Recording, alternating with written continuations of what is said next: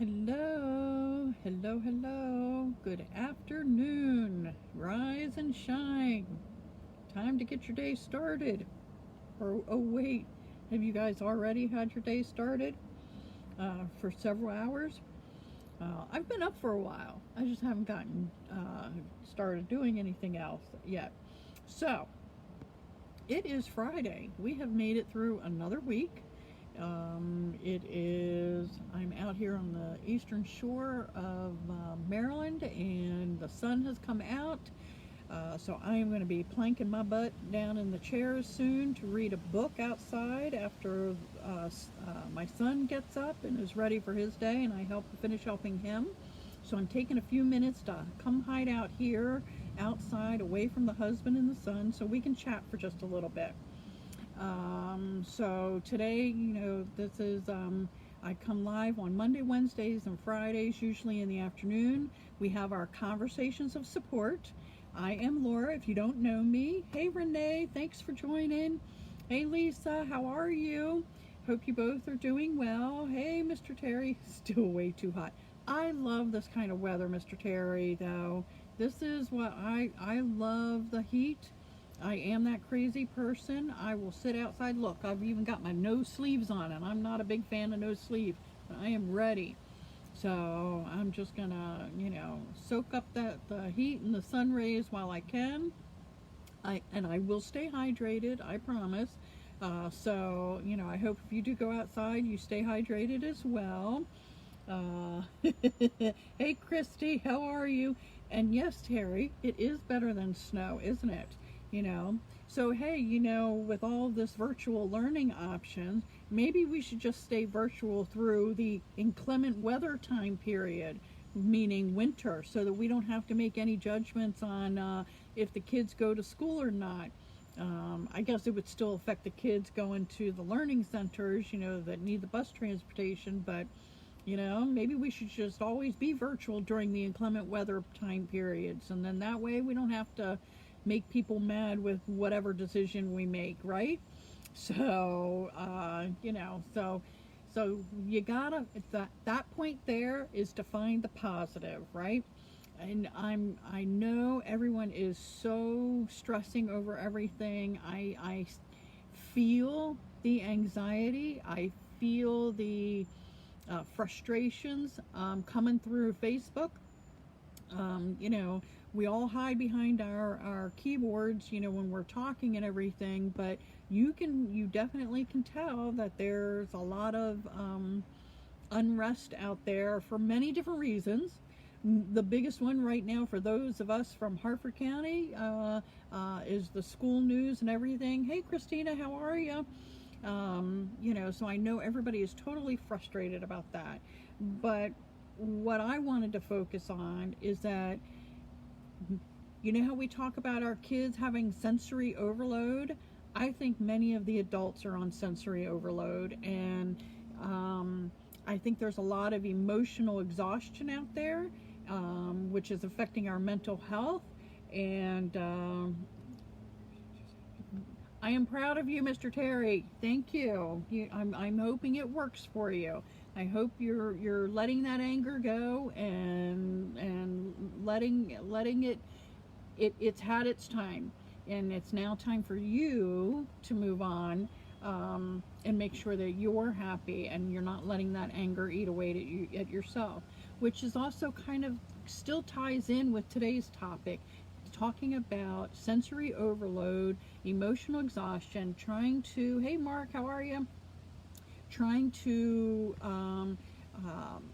ingest everything that's happening, whether it's the pandemic, whether it's the reopening of schools, whether it's to wear a mask or not to wear a mask, whether it's to support a group or not support a group. There's so much going on out there. Do you know what it sounds like to me? And I'm hard of hearing. It sounds like noise. And if we think our kids are on overload because they're not able to learn in a certain way, or they're sensitive to certain types of ways that they experience things, well, I think all of us grown-ups are facing that as well. The sensory overload, which is causing emotional exhaustion, mental exhaustion, which is also leading to physical exhaustion. You know, all of this affects every part of our beings, right? And you've got to find a way to step away. And I suggest that after you're done watching me, you can leave now if you want. That's fine. But you know what I mean. That our goal is to step away from the news, turn off the TV, turn off Facebook. Don't be watching it 500 million times a day, and don't inject yourself into debates that you're not willing to fully invest in, simply because all it's going to do is frustrate you more, right? And yes, Lisa, I feel like we're all stuck on the same topic, and I follow a few different people on Facebook. You know, those social, I don't know what you would call them. They're not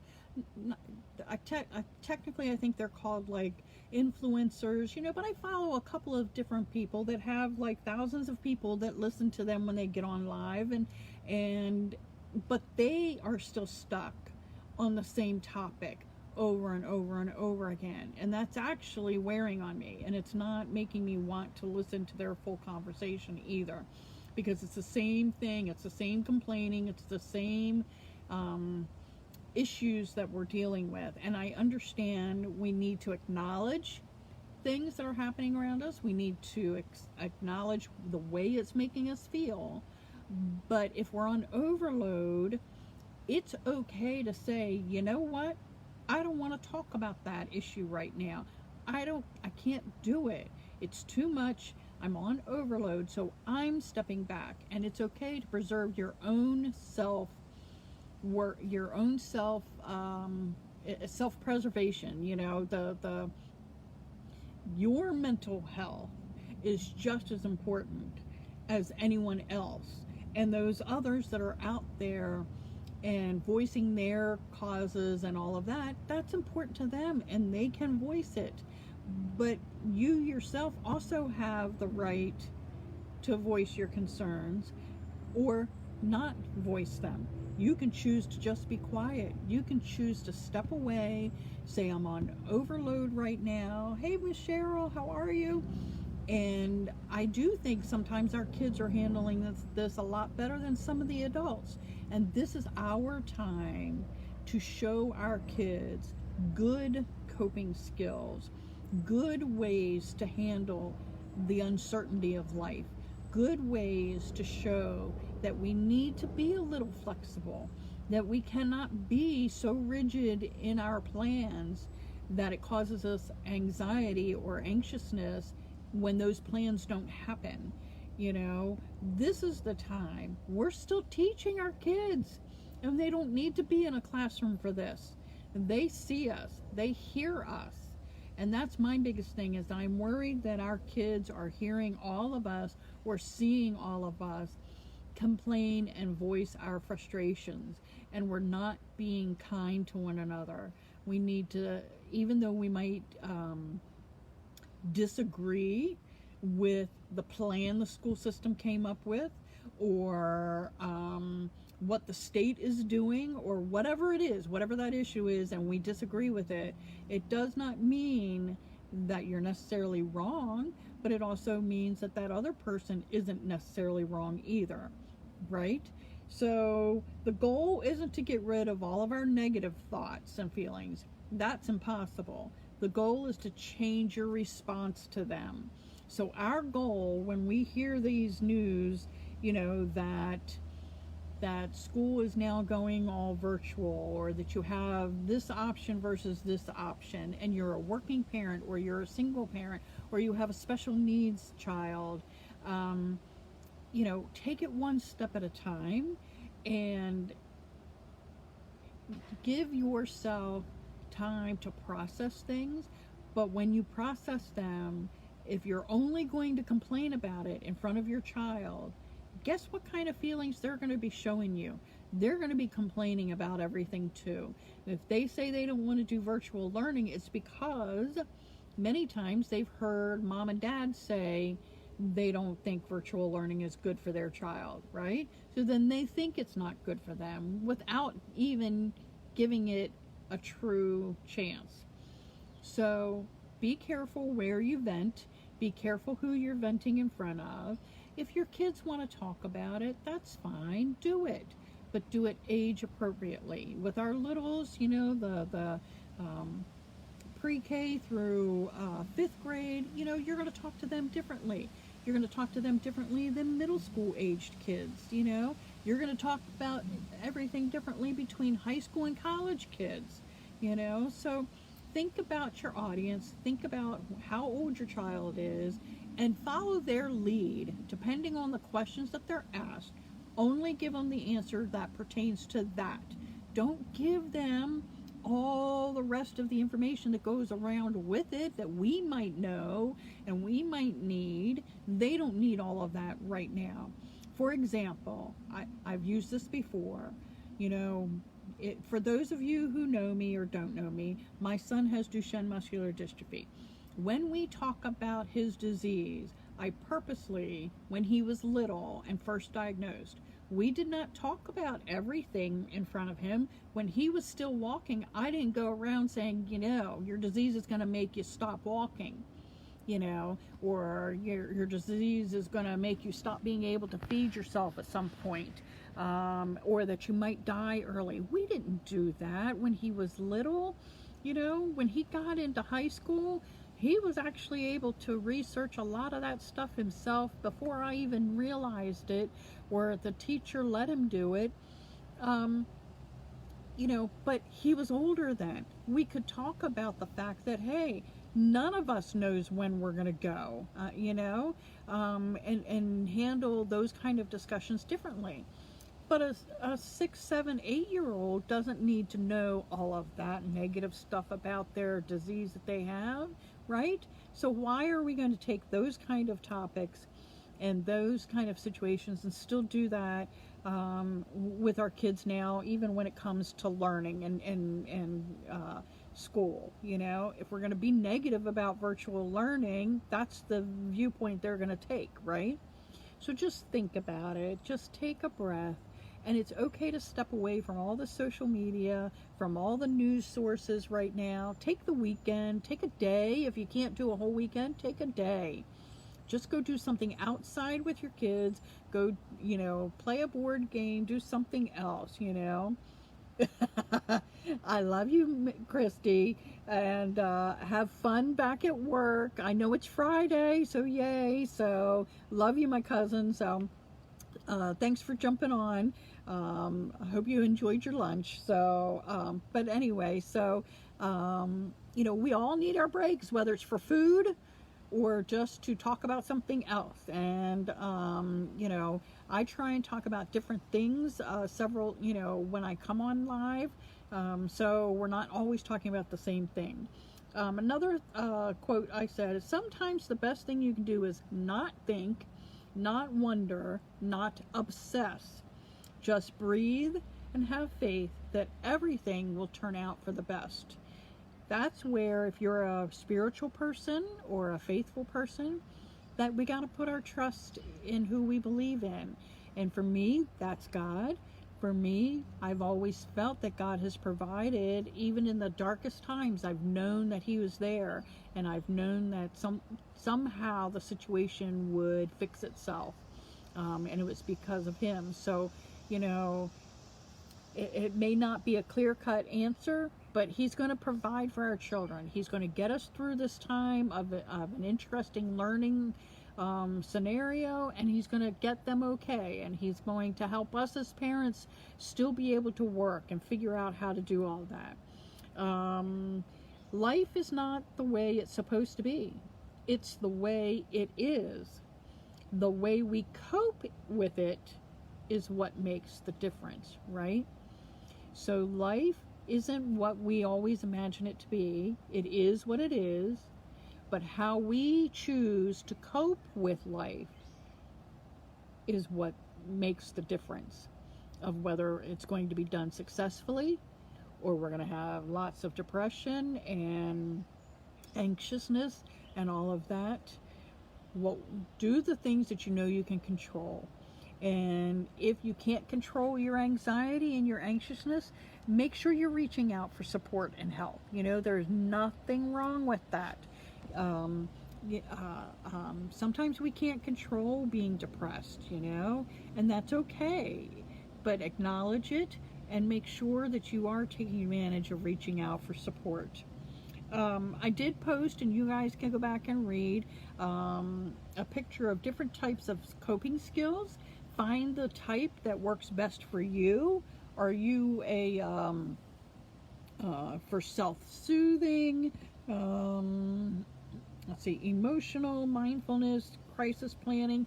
There's different coping skills that you can utilize. So today, my wish for everyone is that we take a step back, that we stop the overload for a minute, let our senses come back down to a normal range where we can process things and we can think about things in a calmer manner, because emotionally we can't make rash decisions. All the experts out there tell you, don't make big decisions when you're emotionally upset. And I would also apply that to our kids for school. Don't make decisions to either withdraw from the school system and homeschool, to whatever option it is. Do it. Make that decision based on what is best for you and your family, and not just an emotional reaction. Okay? So, no shaming, no bullying is allowed, no judging is allowed. If you feel that for your best self right now is to step away because you yourself are on sensory overload, mental exhaustion, from making all of these decisions, and parenting is not easy, it's okay to say, you know what, I'm taking a break for a couple of hours, a couple of days, a week, whatever it is that you need to do for you and your family is what you should be doing, not what everybody else is doing. Okay? And there is no judgment here. There is no shaming allowed, no guilt. People like to use that guilt method to try and guilt you into, well, you're not supporting a cause because you didn't say anything. You know what? I'm in charge of me, just like you're in charge of you. And if right now I can't advocate for you because I myself am on sensory overload and I'm mentally exhausted, I'm not going to help your cause anymore. You don't need my help then. When I am feeling better and 100%, I will be a better advocate for you. So take the time to know that it's okay to not agree with everyone, but we can still be kind and respectful, and we can even say, you know what, I'm not going to engage in a big discussion, debate, conversation, whatever you want to call it, because I'm on overload myself.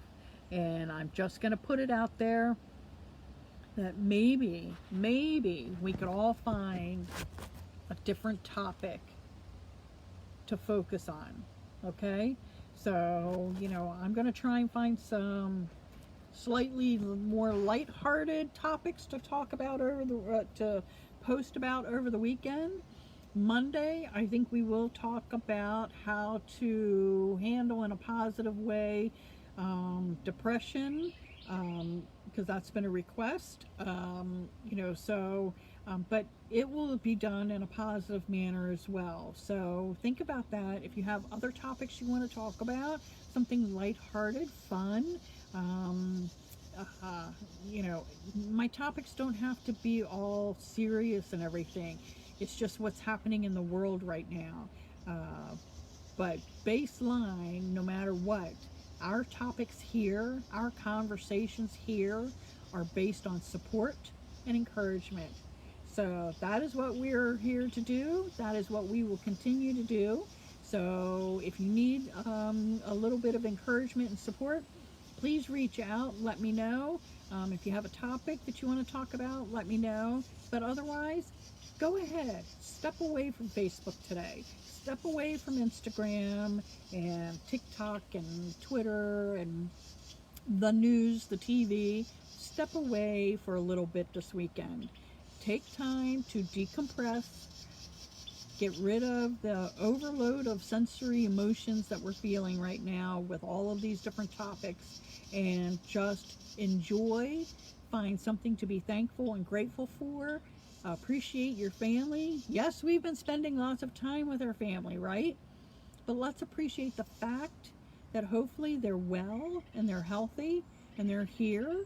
And if they're not here anymore with us here on earth, spend time thinking about that person that's no longer here, and just share some memories, but focus on something that brings peace to your heart today. Let go of the sensory overload. Let go of the mental exhaustion for today. Okay? So I'm going to enjoy the sunshine and a book here in a little bit while I'm waiting for our son to get up. You can hear the bird talking to me. He always talks to me when I come out here. So I hope you have a wonderful rest of your Friday, and I will see you all here live on Monday.